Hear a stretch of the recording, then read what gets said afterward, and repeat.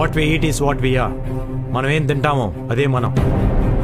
ఈ packaged food, fast food తినటం వల్ల మన ఒంట్లో బ్లడ్ కాదు సార్, కెమికల్స్ రన్ అవుతున్నాయి. Nature identical flavour, substance, thickness, preservatives, ఎమల్సిఫైర్స్ అని చిన్న చిన్న అక్షరాలతో వాటికి సంబంధించిన నంబర్స్ తో సహా ప్రింట్ చేసి మరీ అమ్ముతున్నారు సార్. కల్తీ చేస్తే మరణ శిక్ష పడుతుందని భయం వచ్చేలా గవర్నమెంట్ చట్టం తీసుకురావాలి సార్. లేకపోతే దేశంలో యువతరం మన కళ్ళ ముందే ముసల్దైపోతుంది. నెక్స్ట్ జనరేషన్ ఉచిత విద్య, ఉచిత వైద్యం ఇవ్వకపోయినా పర్లేదు సార్. కల్తీ లేని ఆహారం ఇస్తే అన్ని వాళ్లే చూసుకుంటారు. కుదిరితే పరిగెత్తు, లేకపోతే నడు. అది చేత కాకపోతే పాకుతూ పో, అంతేకాని అలా ఒక్కచోటే ఉండిపోకు.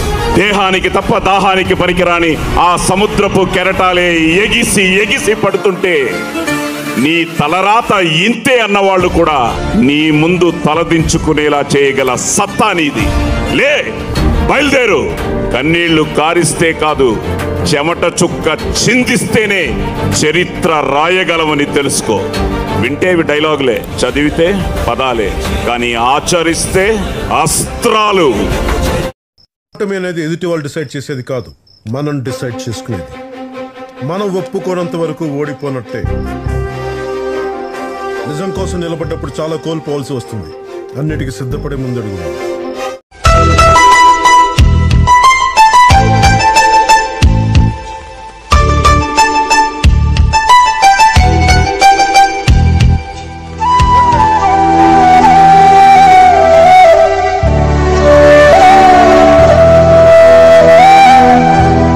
ఎందుకు తండ్రి కూతుర్ని ప్రేమిస్తాడు, ఎందుకు తండ్రి కూతురికి ఎక్కువ కనెక్ట్ అవుతాడంటే కూతురు చేయగలిగే సాక్రిఫైస్ అండి.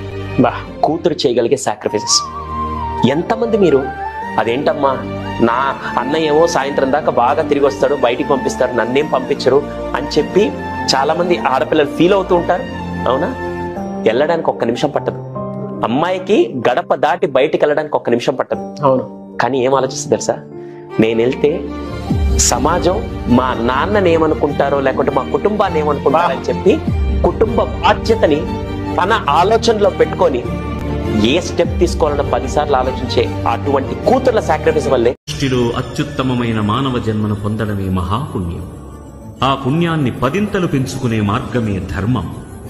ధర్మాన్ని రక్షించు, అది నీకు రక్షణ ఇస్తుంది. ధర్మరక్షణ కోసం తలకిందులుగా తపస్సు చేయనక్కర్లేదు. మనిషి మనిషిగా స్వచ్ఛంగా బతికితే చాలు. తన జీవితంలో తాను చేయగలిగిన ఏ చిన్న మంచి పనైనా ధర్మాన్ని రక్షించడమే అవుతుందని గ్రహిస్తే చాలు. 18 ఏళ్ల అమ్మాయికి 20 ఏళ్ల కుర్రాడరాకి I love you so much, I love you అని చెప్పగానే మొత్తం ఐసై అట్టై రొట్టై మట్టై కుక్కకున్న తెలివి ఈ మనుషులు కొంటుంటే ఈ మాయల్లో పడరండి ఎవరు, ఈ మాయల్లో ఎవడు పడరు. వెంటనే వాడు మన పొగిడేస్తే your hair is very beautiful, lips are so beautiful, how like అనగానే ఈ అమ్మాయికి ఎంత ఆనందం అంటే మా అమ్మా నాన్న కంటే ఎక్కువ ప్రేమిస్తున్నాను. అబ్బా, అమ్మా నాన్న కంటే ఎక్కువ మన ప్రేమించేవాడు భూమండలం మొత్తం మీద ఉంటాడని ఎవడనా? మన అజ్ఞానం కానీ. కష్టపడి కన్నారా, 9 నెలలు మోసిందా, గర్భనరకం అనుభవించిందా తల్లి నీ గురించి, ఆ తల్లి కంటే గొట్టంగాడు ఎక్కువ ప్రేమిస్తాడు మన. బరువు మోసిన హృదయాలకే అర్థమవుతుంది బ్రతుకు మార్చే విధానం. కాలంతో యుద్ధం, కష్టంతో సావాసం చేస్తే విజయం నీ వశమై తీరాల్సిందే. బలంగా నమ్మితే సరిపోదు, బలహీనతను వదిలితేనే బ్రతుకు మారుతుంది. వర్తమానం వేధిస్తుంది అంటే భవిష్యత్తు బాగుంటుందనే అర్థం. రేపు నిన్నలా ఉండకూడదు అంటే నేడు ఎంతలా కష్టపడాలో ఒక్కసారి ఆలోచించు. కొన్ని మాటలు గమనిస్తూనే ఉండు, ఏదో ఒక రోజు గర్జించే అవకాశం వస్తుంది.